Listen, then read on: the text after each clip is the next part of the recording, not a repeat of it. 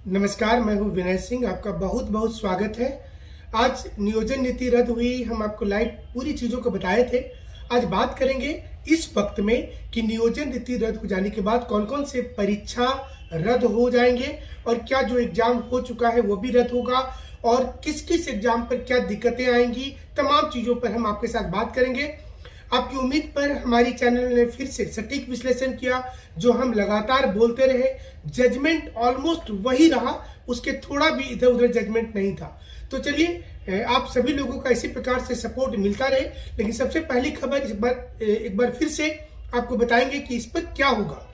अब सबसे पहले पीजीटी रद्द हो गया है। आपको बता दें, पीजीटी परीक्षा जो होने वाली थी वो रद्द हो गया। तो ये एक बहुत बड़ा झटका लगेगा स्टूडेंट्स को और झारखंड की सरकार को।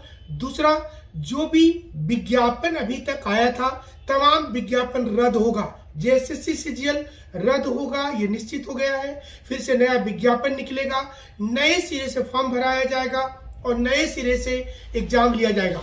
सरकार के पास एक ही विकल्प बच रहा है कि सुप्रीम कोर्ट में इसको जाकर चैलेंज करे और डेट दे उन बच्चों को फॉर्म भरने का जो 10th 12 के मामले में अभी तक फॉर्म नहीं भर पाए थे। तब जाकर के इस परीक्षा का शेड्यूल बचेगा, अन्यथा ये परीक्षा रद्द हो जाएगा, ये निश्चित हो गया है। तीसरा, स्टेनोग्राफर की परीक्षा और जेई एग्जाम, ये दोनों एग्जाम पर ग्रहण मंडरा रहा है। जेई का रिजल्ट बना हुआ था, लेकिन अब ये परीक्षा रद्द होने के कगार पर चला गया है। अगर रिजल्ट आ भी जाता है तो जिनकी ज्वाइनिंग होगी उनके लिए भारी दिक्कत होगा, किसी भी समय उनकी नौकरी जा सकती है। सरकार ने इस दुविधा में डाल दिया स्टूडेंट्स को कि वो भारी परेशानी में है। हम लगातार आपको विश्लेषण करके बताते रहे हैं कि क्या कुछ हो सकता है और झारखंड में क्या हो रहा है। नियोजन नीति को लेकर नया कोई विश्लेषण नहीं था। हम आपको पहले भी बताए थे कि यही चीज होने वाला है और वही अंत में जाकर के हुआ। सरकार को सोचने की जरूरत थी कि वो स्टूडेंट्स का टाइम क्यों बर्बाद की। अब सोचिए कि जो बच्चे तैयारी करने वाले थे या जो लोग कर रहे थे वो जी जान से लगे थे। उनको ये लग रहा था कि इस बार परीक्षा हो जाएगा जेएसएससी सीजीएल का। लेकिन आपको याद होगा कि हम शुरू से इस एग्जाम के लिए बोल रहे थे कि जनवरी में भी नहीं हो पाएगा। उस समय अधिकांश लोगों ने हमारा समर्थन किया था, लेकिन कुछ लोग जरूर से आलोचना कर रहे थे। लेकिन आज ये बात सत्य साबित हो गई और ये सभी लोगों को समझ में भी आया कि नहीं, सरकार की नीतियां गलत होती है तो इसका सीधा खामियाजा स्टूडेंट को भुगतना पड़ता है। आज के हाईकोर्ट के इस आदेश से कई चीजें प्रभावित हो रही हैं। अब देखिए, पीजीटी की सारी तैयारी कर ली गई थी, लेकिन अब से कुछ देर पहले वो भी नोटिस आ गया कि अपरिहार्य कारणों से एग्जाम को रद्द किया जाता है और हमें उम्मीद है कि फिर से वैकेंसी आएगी। है जो वैकेंसी में 10th 12 का क्लाउज लगा था वो सभी एग्जाम्स को रद्द कर दिया जाएगा। जिसका रिजल्ट हो चुका है उस परीक्षा पर भी ग्रहण लगेगा और वो भी फिर से सरकार को साफ तौर पर बोला गया है कि विज्ञापन रद्द कर दीजिए और इस कड़ी में जो बचा हुआ एग्जाम है उसके विज्ञापन रद्द हो रहे हैं। नए सिरा से परीक्षा को लेकर तैयारी शुरू हो जाएगी। लेकिन आपके पास एक अपॉर्चुनिटी भी है।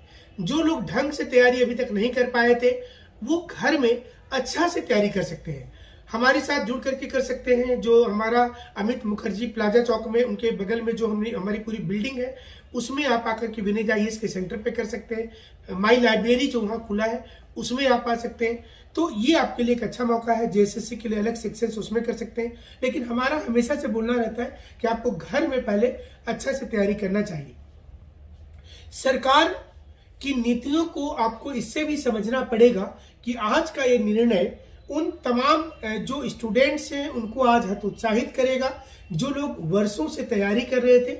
लेकिन सरकार के गाल पर एक तमाचा भी है कि आप जब नियमावली बनाते हैं तो आप क्यों इस प्रकार का बनाते हैं जिससे स्टूडेंट्स उलझ कर रख जाए। अगर उसी वक्त तमाम लोग इस नियमावली का विरोध कर देते तो शायद ये नियमावली नहीं अपनाया जाता।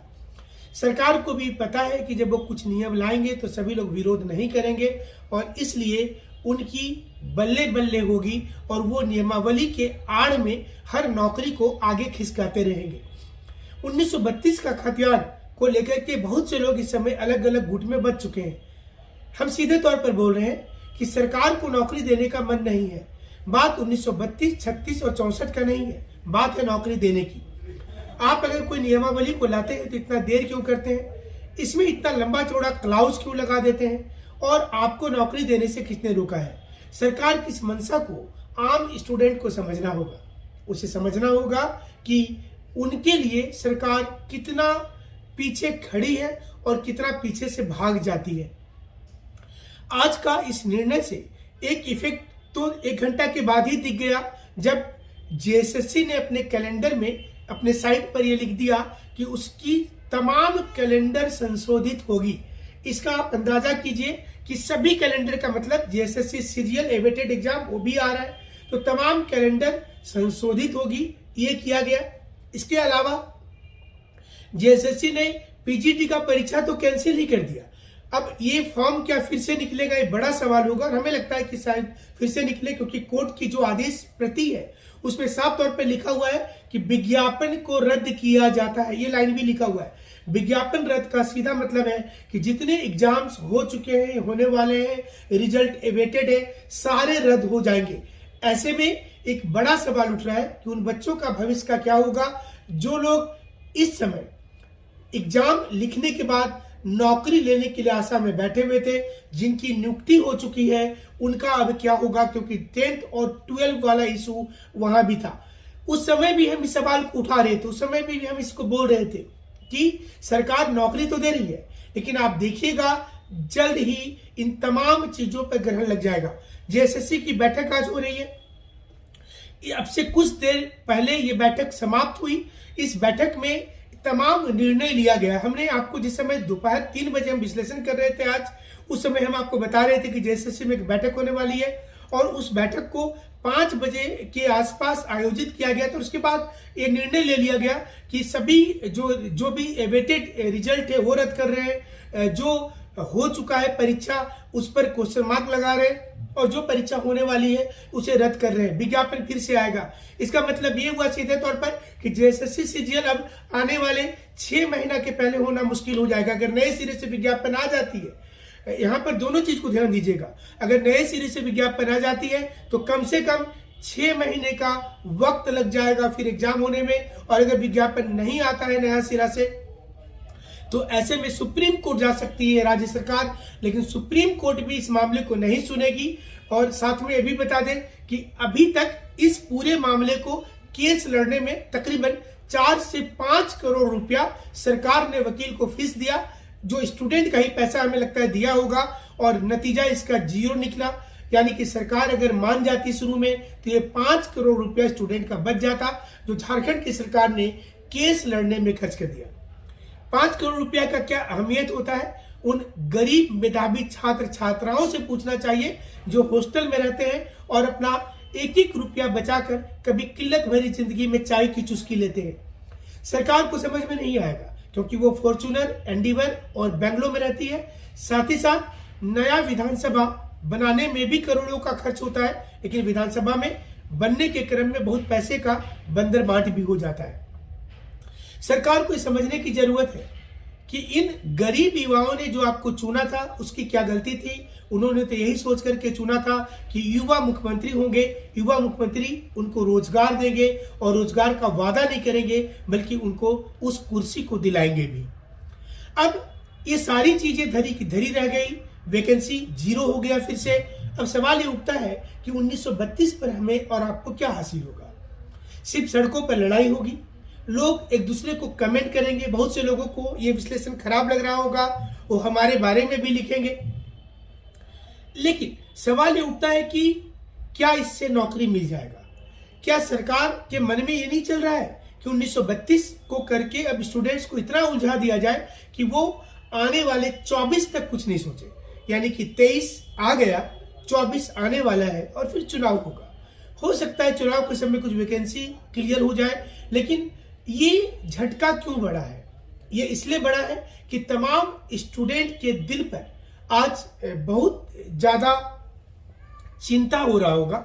उन्हें ये लग रहा होगा कि वो क्या सपना देखे थे कि 21 तारीख से परीक्षा शुरू हो जाएगा, वो परीक्षा आगे जाएगा, लेकिन यहाँ तो विज्ञापन ही रद्द हो गया, फिर से वैकेंसी आ जाएगी। अब अंदाजा कर लीजिए, फिर से पेशेंस जो लोग रांची और धनबाद, बोकारो, जमशेदपुर में गांव से आकर रहते होंगे, उनके महीने का मिनिमम खर्च 6 से 7 हजार रुपये होता होगा। किसी भी बहुत मतलब तंगहाली हालत में भी जो रहते होंगे उनके लिए हम बात कर रहे हैं। ऐसे तो शौक की कोई कीमत नहीं होती है, कोई अच्छे रूम में रहते होंगे तो उनका 12,000 से 15,000 खर्च होता होगा। उनके साथ एक दुविधा होगी कि उनका एक्सटेंशन होगा, यानी कि वो चाहते थे कि हम जनवरी में हॉस्टल छोड़ करके चले जाएंगे, तब उनको पूरा 2023 रहना पड़ जाएगा। कोचिंग की फीस अगर थोड़ी सी वो देते होंगे तो उनका रहने का खर्च ही ज़्यादा लग जाता होगा, खाने का खर्च ज़्यादा हो जाता होगा, और ये सरकार को समझ में नहीं आएगा, क्योंकि उनको ये खर्च से नहीं जूझना है, उनको इस खर्च में नहीं जाना है। तो फिर ये नियमावली के लिए जब स्टूडेंट्स के कुछ ऐसे जो फ्रंट में आने वाले नेता हैं, चाहे वो यूट्यूब के माध्यम से हो या फिर वो फिजिकली आंदोलन करते हो, तो हम हमेशा उनको बोलते हैं कि आंदोलन से जब करते हैं आप वैकेंसी को लेकर के ट्विटर अभियान, आप सिर्फ नियमावली को लेकर के कीजिए, क्योंकि नियमावली अगर झारखंड में नहीं सुधरा तो फिर कुछ नहीं होने वाला है और स्टूडेंट्स बटे रहेंगे। बार बार कितना चंदा उठाइएगा, कितना केस लड़िएगा।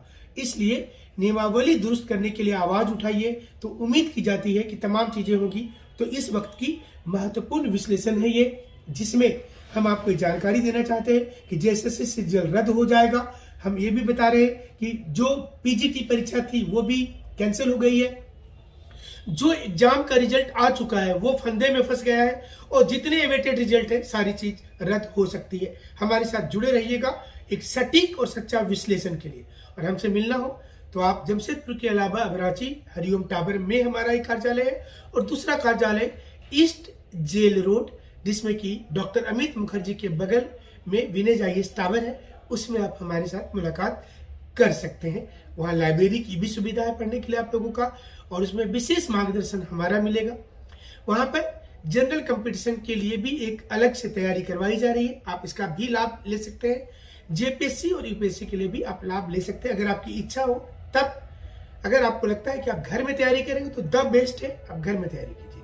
हमारे साथ जुड़े रहें। शुक्रिया, धन्यवाद।